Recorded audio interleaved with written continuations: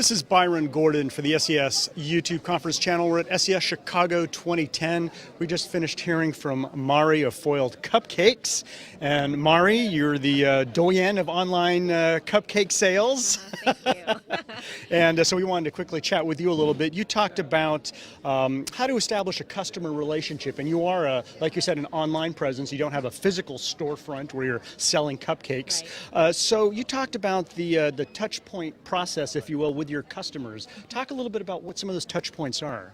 Well, something that we really try to do with our business is just have a relationship with our customer from the very beginning. So as traditionally is expected from any sort of online purchase, you get an email confirmation, but we really try to go above and beyond that by following up with a phone call saying, hey, we got the email, technology didn't mess up, we got the email and you're going to get your cupcakes. We call them the day before their cupcakes are to arrive and we say, hey, are there any changes to your order? Is there additional information you want to give us? Are they going to be home? Should we leave it on the front porch? Do we, take it to a certain suite number? We get all that information to make things as seamless as possible.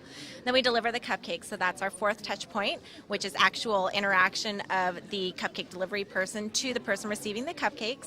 And then we follow up with a handwritten thank you note. And for me personally, the thank you note is really critical. It's something that I think is sort of a lost art in new technology, and I can't remember the last time I got a thank you note or a piece of mail in my mailbox that was handwritten, and so we like to do that to differentiate ourselves. And then for the sixth point, we call to follow up about a week later and we say, hey, just wanted to make sure that your cupcakes were good. Do you have any feedback for us? Because we're always looking for feedback to improve. And then finally, we put them on our email list. We do, targeted marketing. We try our best to follow up with people on a regular basis and just keep in touch. Okay, so you're a heavy user of some of the big social media apps of the day, Twitter and Facebook. So let's talk about Twitter. One of the things you talked about was how early on you were identifying, using Twitter, people or prospects. So give us an example. When you were first looking for prospects, I believe you said that you weren't necessarily looking for cupcake eaters per se. Tell us a little bit more what actually you were looking at. It's really hard to find a cupcake eater because that's pretty broad. So what we were trying to find were just people we could have something in common with.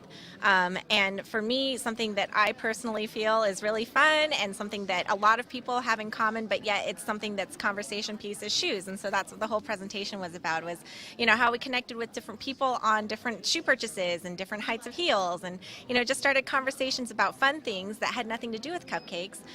Pretty soon as we started putting our name out there through Twitter or through Facebook and asking questions to the community, getting them to respond. We were branding ourselves essentially. Was what was happening was more people saw our name and more people saw who we were, and that we weren't all about pushing sales of cupcakes or offering our specials of the day on Twitter, but we were actually engaging with the community and having conversations about things that maybe had nothing to do with cupcakes. All right, so any last tip for someone who might be on the fence, who is a budding entrepreneur of sorts, and they might be doing something rather low-tech. Cupcake obviously is not a microchip. Right. But they want to use Twitter and Facebook, but they're a little scared. Any suggestion about using it, and you want to maybe impart to our viewers? Sure. Well, honestly, I was the same way. My first day on Twitter was my last day on Twitter. I quit for about a month before I got back on, and I said, okay, let me try this again. And I guess my main piece of advice would be to just find those people who are willing to connect you with other people.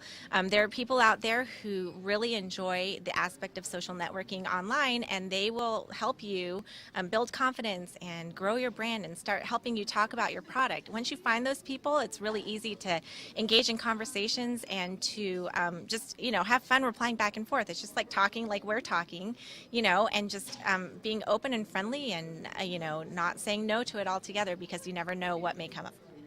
Great advice. Thank you so much, Mari, for chatting with us. Thank you so much for having me. And there's more to come from SES Chicago.